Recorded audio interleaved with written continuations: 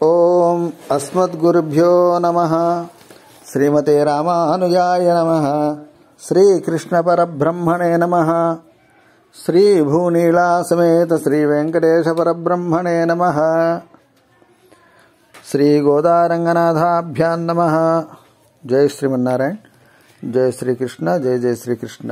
ప్రియ భగవద్భక్త బంధువులారా, ధనుర్మాస వ్రతంలో ఈరోజు 4వ రోజు పాసురాన్ని మనం అనుసంధించుకుంటున్నాం.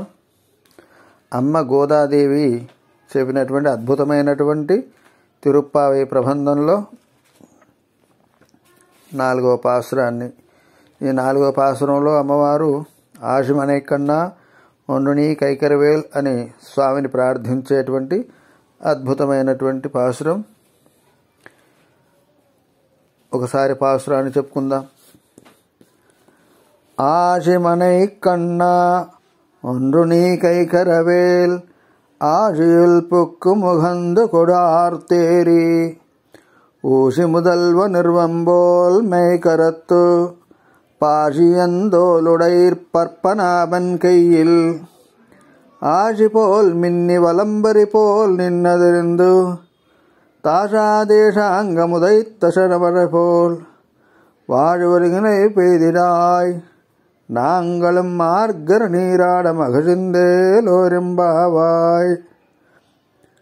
ஆழிமனை கண்ணா ஒன்னு நீ கைகரவேல் ஆஜியில் புக்கு முகந்து கொடார் தேரி ஊசி முதல்வ நிர்வம்போல் மைகரத்து பாஜியந்தோருடை பற்பனாவன் கையில் ஆஜி போல் மின்னி வலம்புரி போல் நின்னதிருந்து தாஷா தேசாங்கமுதைத்த சரவர போல் வாஜவனிகளை பெய்திடாய் நாங்களும் మార్గర నీరాడ మగిసిందేలోరెంబావాయ్ అని చెప్పి ఆశమనే కన్నా అని సంబోధిస్తూ స్వామిని మేఘములను వర్షించమని ప్రార్థిస్తున్నారు. మేము ఈ మార్గశిర స్నాన వ్రతం చేస్తున్నాము కాబట్టి మా కోసం వర్షించవయా అని మేఘుణ్ణి ప్రార్థిస్తూ ఏమంటున్నారు? ఎలా వర్షించాలి? స్వామి యొక్క ఆయుధమైనటువంటి శారంగం అనే ధనస్సు నుండి ఏ విధంగా వడివడిగా బాణాలు వెలువడతాయో అలాంటి వేగంతో వర్షం రావాలి. ఏదో చిన్న చిన్న చినుకులు పడితే చాలదు.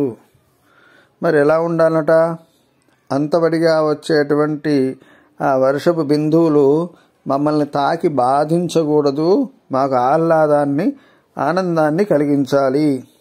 ఆ విధంగా వర్షించు స్వామి అని చెప్పి నాంగళ మార్గర నీరాడువాన్ అని మగిసిందేలోరెంబావాయ్. ఈ నెల అంతా కూడా ఈ మార్గశిర స్నాన వ్రతం మేము చేస్తున్నాము.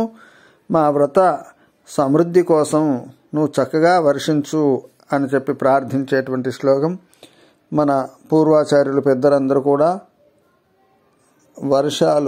వర్షాభావంగా ఉన్నప్పుడు వర్షాలు కురవడానికి కూడా ఈ పాసురాన్ని అనుసంధానం చేసి చక్కటి వర్షాలను పొందినటువంటి అనుభవాలు ఉన్నవి.